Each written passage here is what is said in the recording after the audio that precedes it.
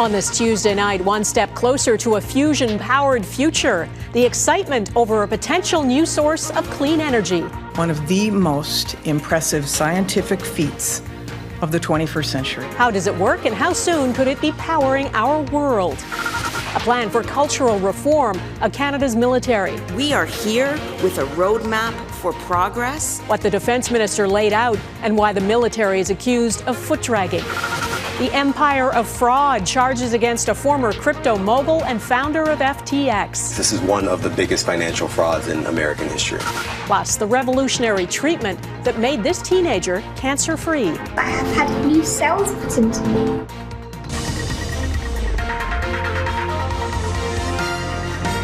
Global National with Donna Friesen. Good evening and thanks for joining us. We begin with what scientists claim is a breakthrough which sets the course for a future of near limitless clean energy. After decades of research and billions of dollars invested, American researchers say their nuclear fusion experiments, combining two particles into one, released more energy than was pumped in by the lab's enormous high-powered lasers, a landmark achievement known as ignition or energy gain. Last week, at the Lawrence Livermore National Laboratory in California, scientists at the National Ignition Facility achieved fusion ignition. And that is creating more energy from fusion reactions than the energy used to start the process. The technology is far from being ready to turn into viable power plants, and it's not about to solve the climate crisis, but it is a huge step forward in harnessing the power of the stars here on Earth. Eric Sorensen has our top story tonight. This is one of the lasers that zapped an historic breakthrough for science. After decades of research, fusion in a laboratory. The same process that powers the sun signals vast new possibilities to produce energy without radiation or carbon emissions. It could one day power everything from batteries to entire cities. Many said it was not possible. It's only the beginning, but this is a good day for science. The science and technology challenges on the path to fusion energy are daunting, but making the seemingly impossible possible is when we're at our very best. We've come to understand fission, the power and the hazards from splitting uranium atoms. But fusing hydrogen atoms, the simplest, most common element in the universe, releases far more, far cleaner energy.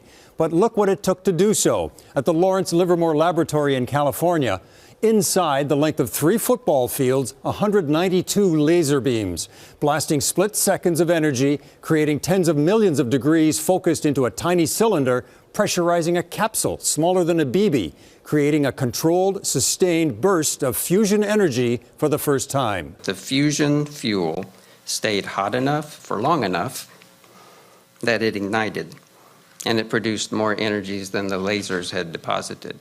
That's the breakthrough. Getting more energy out of the reaction than all of the energy that went into it. And that would make fusion energy possible. Scientists are almost giddy. If we had fusion, we could drop fossil fuels immediately and forever. Just remember, fusion power has no nuclear waste to speak of, no meltdowns to worry about. The technology could enhance national security for America's nuclear weapons program. But the greater goal for many is limitless clean energy. The possibility of zero carbon, abundant fusion energy powering our society. Canada's General Fusion, based in Vancouver, has spent years developing a different type of fusion system with partners in the UK that could see a commercial fusion plant operating in the next decade. And while it is a highly competitive field, Greg Twinney is thrilled with the news from California. This is massive validation for the industry, a huge science achievement. And really what it does is it demonstrates to the world that fusion is not science fiction. Much of the world's modern and necessary energy has been developed with risks to human health and at the expense of the environment. Fusion could be the energy of the future that does no harm. Eric Sorensen, Global News, Toronto. Canada's defense minister has set out what she calls an ambitious roadmap for cultural change in the armed forces. Anita Anand says her goal is to put in place institutional reforms that will endure and end the long history of sexual harassment and misconduct. The need for change was set out in a blistering report by retired Supreme Court Justice Louise Arbour earlier this year. Our Ottawa Bureau Chief Mercedes Stephenson is with me. Mercedes, what did the defense minister say?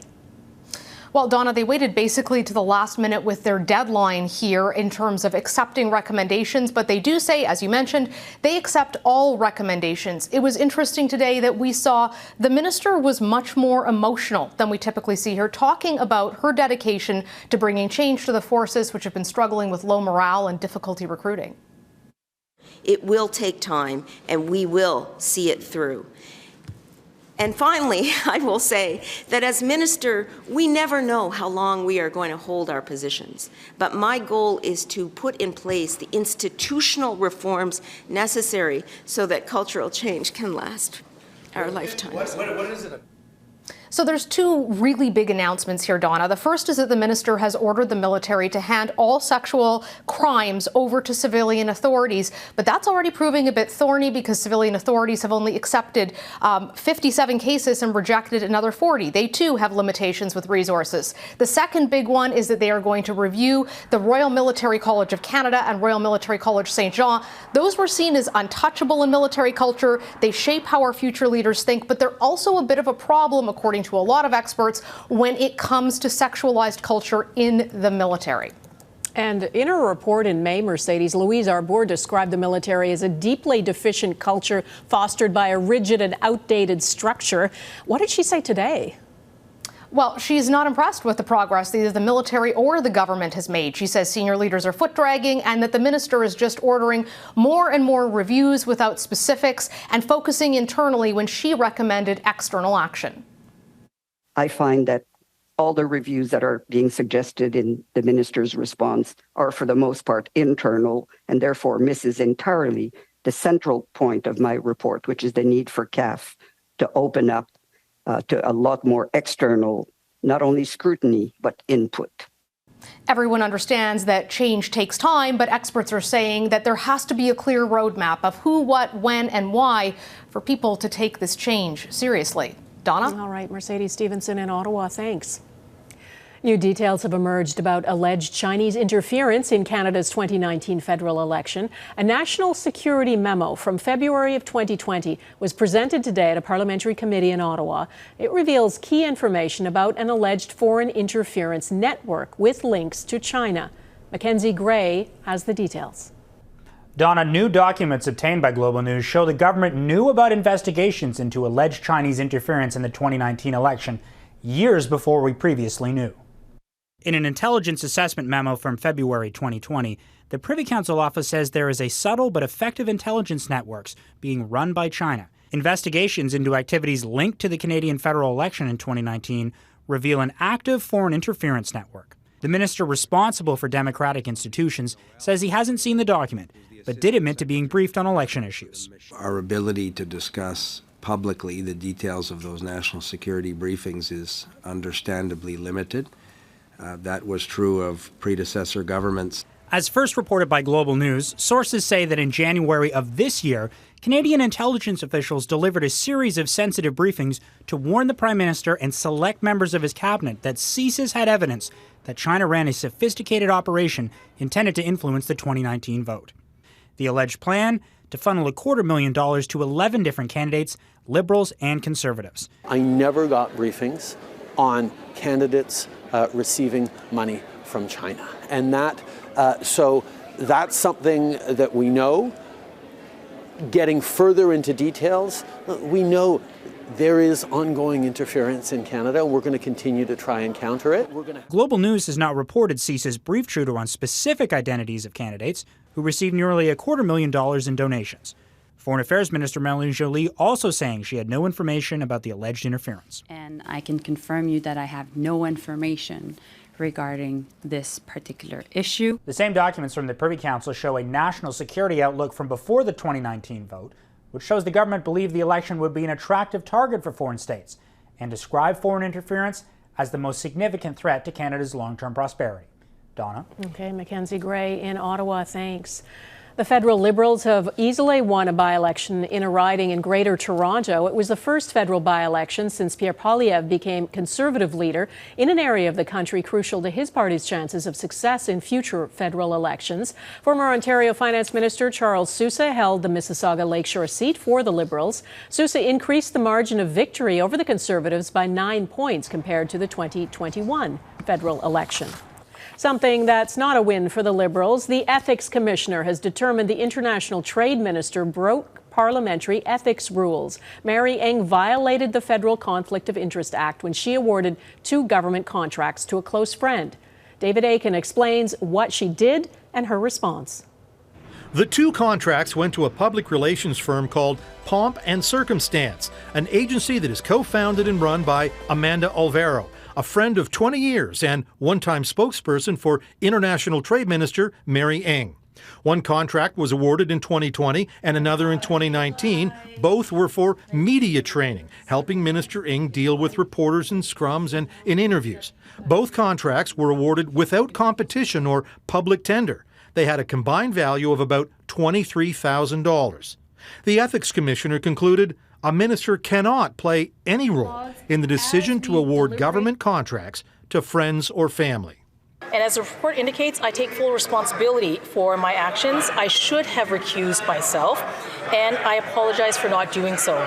And that was good enough for her boss. We thank the Ethics Commissioner for his hard work, and the Minister spoke directly to that and has apologized in a statement. But not good enough for her opponents, who say this continues a pattern of ethics violations by Liberal cabinet ministers. The Prime Minister himself has broken the act on 2 separate occasions. We've got ministers found guilty of breaking acts of Parliament, breaking laws passed by this place, and so we'll be looking for Ms. Ng to appear today and to offer her resignation. At the very least, Conservatives want Ng to pay back the tax dollars that went to her friend's firm.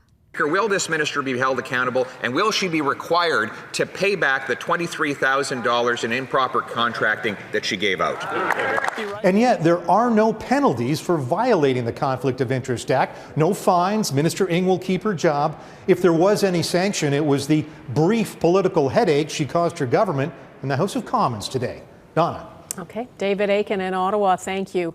From multi-billion-dollar crypto mogul to jail in the Bahamas. Coming up, the man accused of one of the biggest financial frauds in American history, plus the paralyzing snowstorm barreling towards Canada.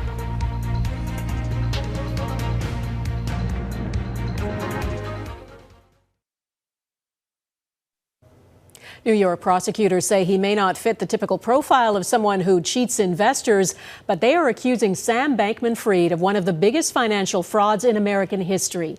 Bankman-Fried convinced investors, including celebrities, to back him, building a multi-billion-dollar cryptocurrency empire. He was arrested in the Bahamas on Monday, and as Jackson Proskow reports, prosecutors now allege he had a long-running scheme to defraud people in order to enrich himself. Alleging he built a massive empire of fraud, prosecutors say Sam Bankman-Fried used his FTX crypto exchange to lure in investors and embezzle their money before it all came crashing down. He used that money for his personal benefit, including to make personal investments and to cover expenses and debts. Prosecutors filed 8 counts against the one-time crypto king, including wire fraud, securities fraud, and conspiracy to commit money laundering. They say the money financed Alameda Research, his risky hedge fund, and was used to buy lavish properties in the Bahamas, where Bankman-Fried was arrested Monday. There were also nearly $40 million in political contributions to both parties. All of this dirty money was used in service of Bankman-Fried's desire to buy bipartisan influence and impact the direction of public policy in Washington. One big snake in a crypto Garden of Eden. At a hearing into FTX, where Bankman-Fried was originally set to testify, the new CEO warned investors may never recover their losses. This is really old-fashioned embezzlement. This is just taking money from customers and using it for your own purpose. Not sophisticated at all. I'm trading crypto. FTX is the safest and easiest way to buy and sell crypto. From Super Bowl ads to celebrity investors and a one-time valuation of $32 billion, FTX unraveled after crypto prices collapsed. When investors started pulling their money en masse, they discovered FTX couldn't pay. Bankman-Fried has blamed sloppy accounting. And I feel really, really bad and regretful that I wasn't. And a lot of people got hurt. And that's on me. Prosecutors now say it was no accident, rather a brazen scheme that cost thousands of investors their life savings and toppled a digital currency empire. Jackson Proskow, Global News, Washington. Walking off the job ahead why a rail strike is just the start of labor disruptions in the UK.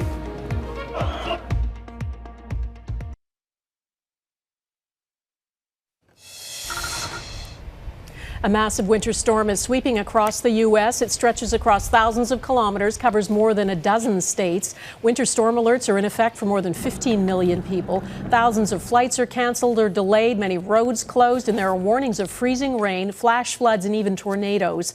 The storm is expected to spill into western Canada. Heavy snow and high winds are forecast across the prairies.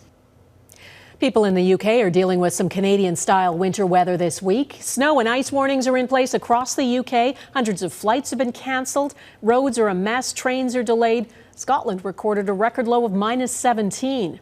The weather, combined with another national rail strike, is making commuting a challenge. And it's not just rail workers walking off the job. From healthcare to mail delivery, for many Brits, this is the season of strikes.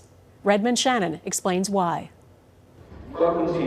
London's major train stations are normally mayhem, but for most of this week, they're only operating a skeleton service. We want to get home, we don't know how, when the trains aren't working. Rail staff are on strike again, demanding wages catch up with high inflation. Many people, of course, that are travelling are also suffering similar things, that they're health workers, postal workers, people working in all sorts of industries. But it's not just rail workers who are walking off the job. Tens of thousands of people in the UK's public and private sectors are striking, a level of industrial action not seen here for 3 decades. In the coming days, up to 100,000 nurses will strike, followed by ambulance workers. And as Christmas approaches, staff at Royal Mail plan to walk off the job, as will airport ground staff and members of the UK's border force. London bus driver Nick Warner thinks Brexit was a mistake, but it is part of the reason workers feel empowered to strike. We can say we want 10% and we get it. Because they can't just, there isn't the cheap labour queuing up outside bus garages for jobs. According to one economist, a decade of public sector austerity is the reason the UK is struck by strikes. Nurses, in particular, haven't just seen their pay fall behind over the last 10 years, but they're also facing these really big workload pressures in the aftermath of the pandemic. In fact, more nurses are reportedly turning to food banks, their union asking for a 19% raise. And I think most people watching will recognise that that's obviously unaffordable. But unless deals get struck, Britain could be in for a miserable winter of walkouts. Redmond Shannon, Global News, London. As high inflation plays a role in the UK in labour unrest, there are signs inflation is easing in the United States. New numbers out today show a slight rise, but the smallest annual increase in a year. Consumer prices rose 7.1% in November. That's down from 7.7% in October and June's peak of 9.1%, marking the 5th straight slowdown in prices in the U.S. Medical miracle next, a revolutionary treatment for a teenager with cancer.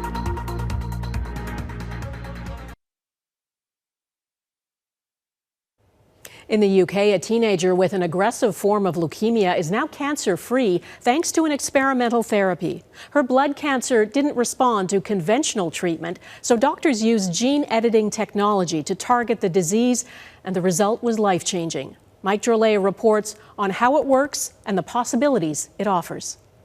Alyssa was only 12 years old when she was diagnosed with a form of leukemia that's 96% curable. She soon found out she was in the other 4%. Chemotherapy didn't work, leaving doctors to suggest a revolutionary new treatment called base editing. 6 months later, Alyssa is cancer-free.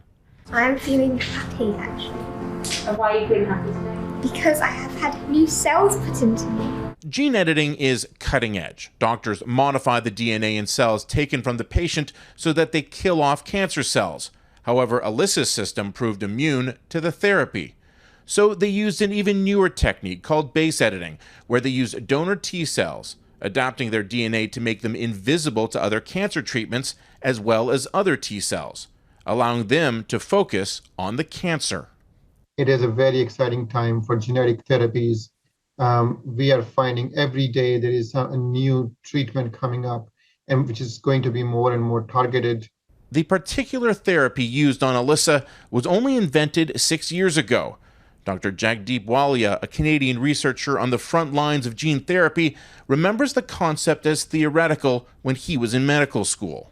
There is hope, and more hope is coming, yes, with newer technologies, not only for leukemias or cancers, but also for many genetic conditions where there was no treatment before, and now many new treatments are coming.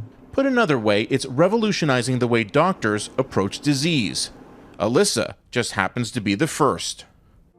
I'm very honoured, and it feels good to have helped other people as well. She'll be closely monitored, of course, but this teenager's life going forward looks normal. Mike Drolet, Global News, Toronto.